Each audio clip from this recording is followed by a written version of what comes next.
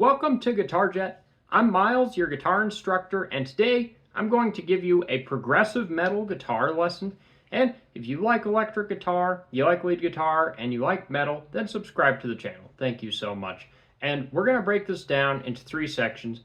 We're going to start by talking about the 2 chords that every progressive metal guitarist needs to know. And then we're going to break down compositional techniques so that you can write your own progressive music. And then we're going to talk about the theory that you need to know in order to play progressive metal on the guitar. So let's dive right into the lesson. Like I said in the beginning, there are 2 progressive metal guitar chords that you must know. And the first one is the add 9 shape. It's just a root and a fifth and a ninth, and it looks like this. And you'll play that at E3, A5, and D7 using your first, middle, and pinky fingers. You can also play it in the open position by playing open E, 2 of A, and 4 of the D string. But you'll want to move this shape around and get a good feel for it.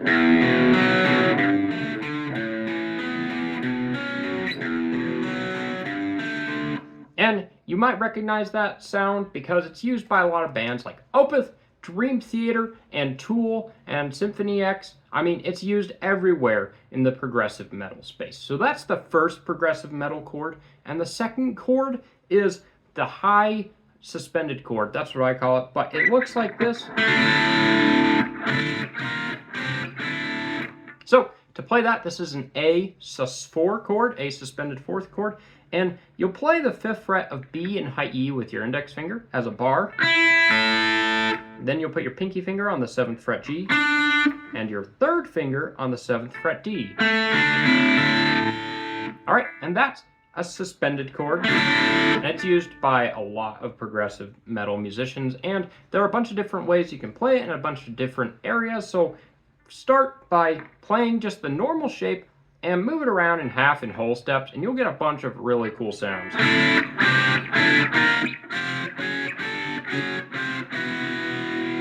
Very progressive sounding. And if you want, you could turn it into a full bar.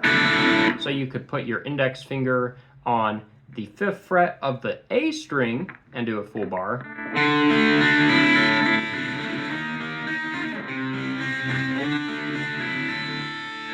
And that's the suspended shape. You could also turn it into an 11th chord where you put your middle finger on the 7th fret of your low E string.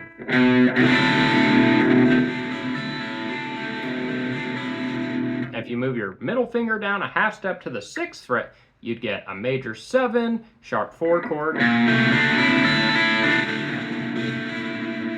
So those are the 2 primary shapes you need to know: the power chord with the added 9th, and the suspended shape, and the suspended shape variations. Now let's dive into some compositional techniques for progressive metal music. So the compositional techniques we're going to talk about are odd time signatures, doubling up your notes, open strings, diminished thirds, diatonic suspended progressions, and chromatic movements to build tension. So we'll start by talking about those odd time signatures, and the most common odd time signatures in progressive metal music are 5/10 and 7. So I'll play you something in 10.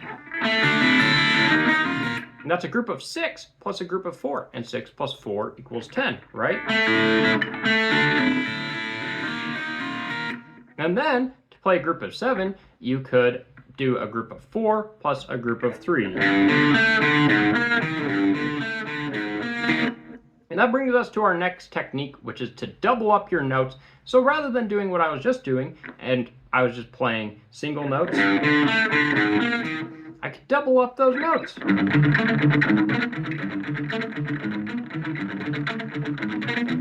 So that one's super simple. Rather than playing single notes, just double them up. And then the next technique is using open strings. You could use high strings, or you could just ride that open low E. And there are all sorts of other ways to use open strings, play open string chords. I mean, just use open strings because they're awesome and they sound cool. And our next compositional technique is diminished thirds. Diminished thirds are really straightforward. You take a root note, and rather than playing a power chord, you play a flattened fifth. And so that would give you fret 2 of E and fret 3 of A with your index and middle finger, and just play that and move it up 3 frets at a time. And this is called a minor third. So that's 2, 5, 8, 11. And you could also put your ring finger on the 4th fret of the D string to play the octave.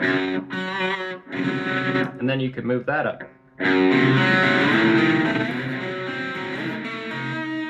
And that's moving in diminished thirds, minor thirds, and that's a really popular technique for building up tension.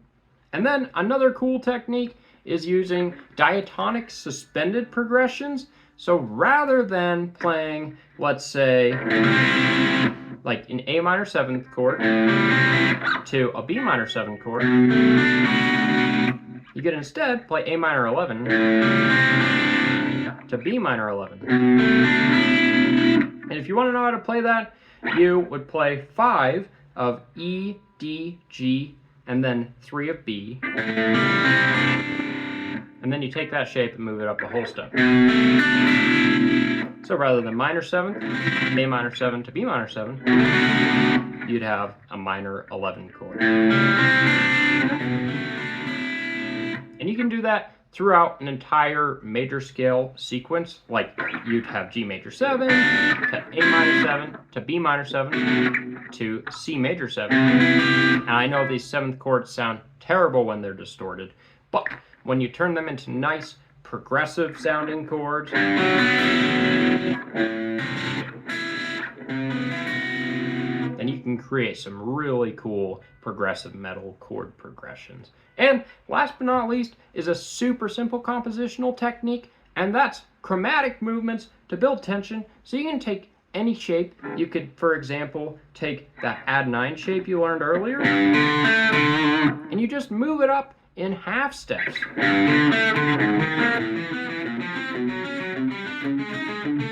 And you can create some awesome sounding riffs that build up a lot of tension, and you just need to always remember to resolve at your root. So if you're playing in the key of G,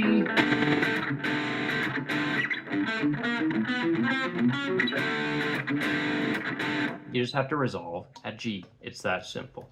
Now, let's move on from progressive metal composition techniques, and let's talk about the theory that you need to know. So let's talk about progressive metal guitar theory. The first thing you need to understand is rhythm, particularly odd time signatures. Now, if you don't know the basics of rhythm, then start by learning that. That's quarter notes, eighth notes, 16th notes, and triplets, and 4/4 time, and 3/4 time. And then from there, you'll want to move on to learning 5 and 7. So that'd be 5/4 and 7/4, and there are a lot of great progressive metal and progressive rock songs with those time signatures. Now, from there, you'll want to dive into scales and modes. So you'll learn the major scale, and then you'll learn the 7 modes associated with the major scale, and then you'll be able to create a lot of interesting sounds across the fretboard, which is fundamental for creating progressive music, right? And then from there, you'll want to learn some more exotic scales, like the harmonic minor scale. Oh, and you'll want to learn basic scales like the minor pentatonic scale. So that's your major scale and its modes, the harmonic minor scale, and the minor pentatonic scale. If you start with those, the rest of the scales will be a piece of cake. Like if you ever want to learn any other scales, they'll be super easy to learn. And then once you have scales down, you need to learn harmony. Of course, you start with your basics, which are triads, 3-note chords, and then you move on to 7th chords, which take a triad and add a 7th to it. Then you'll learn extended chords and suspended chords. And if you want to really dive deep into some progressive and dark harmony, then you'll learn about diminished chords, augmented chords, and altered chords. And last but not least, you probably already know this, but you need to know drop D tuning and experiment with some progressive metal chords in drop D tuning. So that's really the primary theory that you need to understand for progressive metal guitar playing, and it's a lot. It really is a lot of theory. But if you learn it, then you'll be an awesome progressive metal guitar player. Thank you so much for watching my progressive metal guitar lesson. Make sure that you subscribe to the channel and give this video a like and leave any comments below if you have questions. Once again, thank you. I hope you have an awesome day.